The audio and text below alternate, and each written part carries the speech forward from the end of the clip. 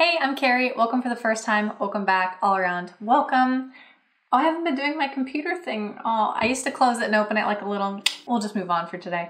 Anyway, I'm Carrieblogger, a career freelancer on Fiverr.com, where I have been selling for about 7 years now as a copywriter and branding expert. And in today's Freelance Friday video, I'm going to be talking about some tips on how to get more positive reviews. Obviously, you need to already have some orders in order to get said reviews. This is not anything about buying reviews or faking or anything like that, but I want to share some tips on how to turn the orders that you are successfully already doing into more reviews on the platform. So over my course of my career on Fiverr, I've delivered around 10,200 orders in total.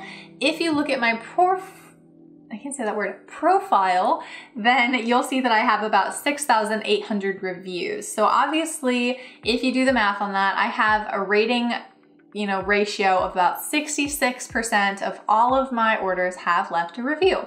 The last tip in today's video, so watch till the end, is how I've gotten from the 60% average overall to about 85–90% on people leaving reviews for me now. So I've definitely made some changes in the recent months, several months now, to get more people to leave more reviews, and that's gonna be my last tip today. So looking at the review system on Fiverr, there are 3 different metrics. The first one is communication, and then we have services described, and then we have would recommend.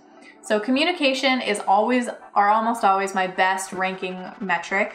It's always 5 perfect stars, and I think that part of that is these things. I guess I'll just go into it. First of all, maintain a really fast response time if you can. As I've mentioned in pretty much every single video I've ever done, I sleep a lot. I sleep for 9 hours and 20 minutes. So overnight, I am completely unavailable. I will not wake up to message you in the middle of the night. That is not my thing. But during the day, I'm really responsive. If something blows up on my phone and I get a message from a client, I almost always take the time to just message them right back on my phone right away. Some people might say, well, doesn't that bother you to have to always be on call, to always be tied to your cell phone? And honestly, I have so many quick responses and I'm just very good at answering them promptly. So it doesn't take a lot of my time, but it is really important that you get back to people quickly so they can understand whether if they have a question, you can answer it, or even just most of the time it's like, hey, I want to order, is this the right thing? And they literally just need confirmation before they're gonna go ahead and place the order anyway. So using quick responses is really easy to get back to them fast and make them feel like you're being attentive and attentive, that's the word. The other thing is I always send a message when I receive the order. Again, as I think I've mentioned in other videos, a lot of this is gonna be summarizing, but it's really important that people place the order, they're paying, they already have started the process, and it's really disconcerting if you just do radio silence and they don't hear anything back. So I always take the time to go back through, and if it's just straightforward, I'll just say I have an auto response for that, and I say, hey, I've received your order, and I will deliver this back as soon as possible within the 5-day delivery period. And what that does is it A, says I'm on top of it, I've got you, B, I don't have any questions, and C, it re-outlines the delivery period so that people know, if they didn't already, how long it's going to take before I will give the order delivered back to them. I think that's it. For communication, that's pretty much all I do. I just try really hard to treat people, with attentive messages. And even though I do use a lot of quick responses, I try to always answer questions fully for them. I don't just send automated blurbs of text, and I do kind of edit those quick responses to match their actual inquiry. So it's not just like a robo message, even though it's quick and I am using kind of a tool to be faster in my response times, but I'm not a robot. And I think that that's really important to not come across as a robot when you're talking to people. Okay, next. Service as described is one of my least favorite metric names, because that's one of the ones I get docked on, like, for no good reason. And I don't really know why. I've tried to kind of boost that, but it's usually 4.9. I lost that point, or 0.1. But anyway, so with services described, things that I think you can help to improve that is to make sure you're using the FAQ tool on your gig. That's so important because people are gonna ask those questions anyway. So anytime you've received that question, 3 times, 4 times, and you keep having to respond and answer it over and over, put it in the FAQ. The other thing that I do is I always share my portfolios, again, really important, because that gives people a view of what the kind of work you're going to deliver is. It's really just to give people a look into kind of my writing style, my syntax, my command of grammar, although I can't talk right now. And so those things are important for people to feel like they understood what they were going to expect, and that matches what they actually were delivered. The other thing is I don't know how often people do it, but in the start of every single order, I kind of have like a agreement or a contract of sorts. So I literally have the last question in the order requirements is that people need to have read the FAQ, read the gig description, they've provided all of the information that they want me to consider, and if they have any questions to let me know. And they're basically agreeing to all 4 of those points before they can start the order. I'm not an idiot. I know that most people probably just say, yeah, click the box and keep moving, even if they haven't actually read the FAQ, haven't actually done their homework.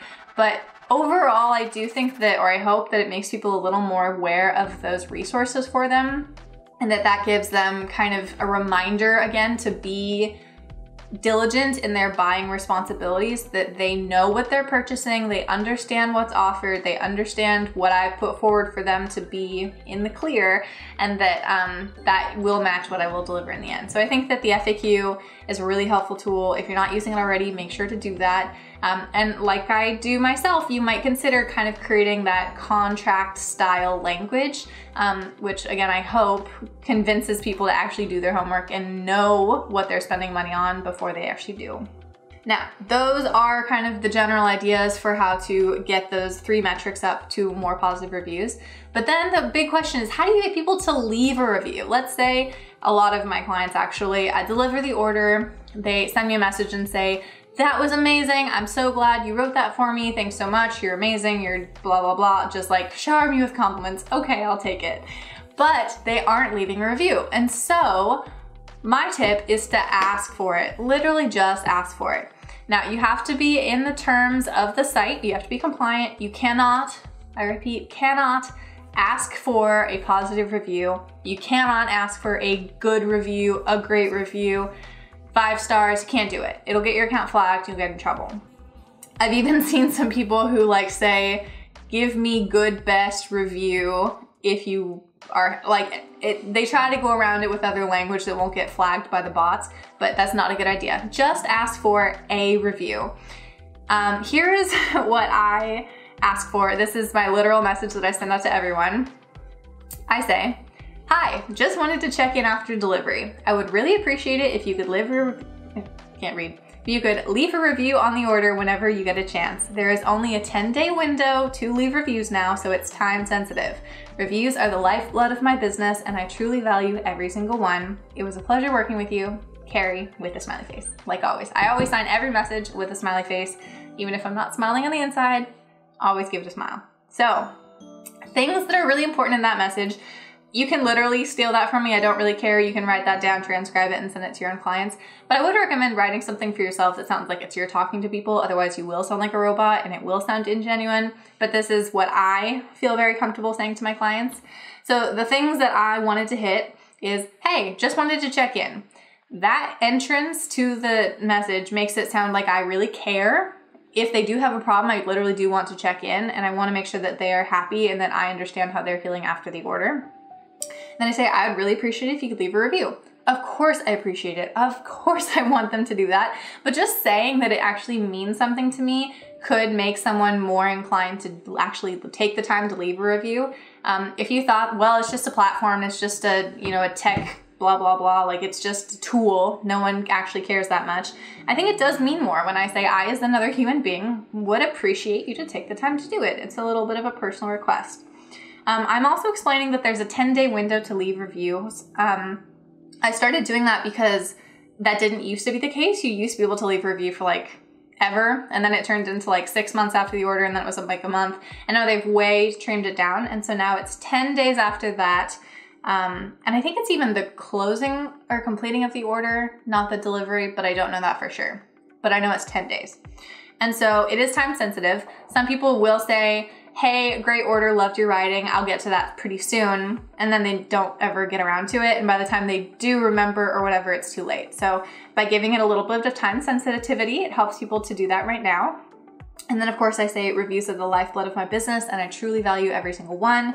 Here I am not asking for a positive review. I'm not even like word playing it to sound like that. But of course there is some inherent, you know, psychological assumptions that I would prefer a positive review. I would not encourage people to leave a review if it's angry or on the fence, because it truly matters to my business and it matters to me as a human being. So if you care about me as a person, maybe leave a good review, that'd be nice.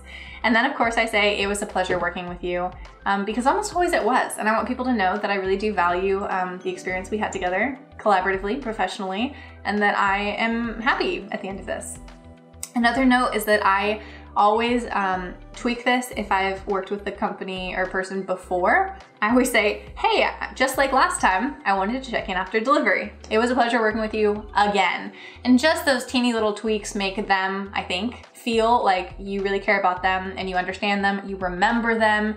They're not just another face or another project, but I really do actually care. And that comes through.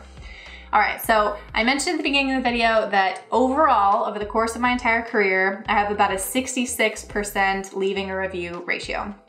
Now, recently, I've gotten it up to like 85 or 90% of my clients leave a review, and you will see something like this. I love seeing just tons and tons and tons of reviews, not only because it makes me feel good and I feel validated in my work, but also it just uplifts and supports the trajectory of my business moving forward. And I think you really can expect that if you're doing great work, you're making clients happy, and if you install these kinds of tactics to get more reviews to be left. Last but not least, here is my final advice. So I said to ask for it. I recommend asking for it twice. I will send it again with the same message and I just say I want to check in one more time. So I'm not sending the exact same message. I'm saying I want to check in one more time so they know I'm not going to spam them, and I just leave it at twice. Like I said, I've gotten up to about 85–90% people leaving reviews. They're almost all perfect 5 stars, which I love, makes me so happy. But more than that, I just really want people to feel like I'm connected with them, I'm taking the time to engage and check in after the order, and then it's not just that I'm delivering and just sending it off into space and saying, great, I'm done with you, hands up, bye. It's kind of one more step after that to make sure that they're happy, I'm happy, and we can really finish this amicably. So ask for it twice. No more, that'll feel like spam. If you only do it once, then it really doesn't have the same effect, I've noticed, to get even more people to leave reviews for you. So there you have it. Good luck. Like I mentioned, I use these tips in my own business, which really help me to get more reviews on my portfolio and keep to build. Why do I keep saying portfolio? Do I keep saying that? I don't know how many I've caught on my profile, to keep building my business up moving forward. So this is the end of our Freelance Friday video. In the midst of everything that's happening everywhere with this whole coronavirus pandemic situation, I wish you the very best, wishing that you stay healthy, wishing that you still have work, wishing all of the positive things to you that I can. Happy Freelance Friday. If you like this video, please be sure to like and subscribe. I'm so glad my channel is growing very slowly, very, very slowly, but I'm so happy. And yeah, so let's get back to work. Bye.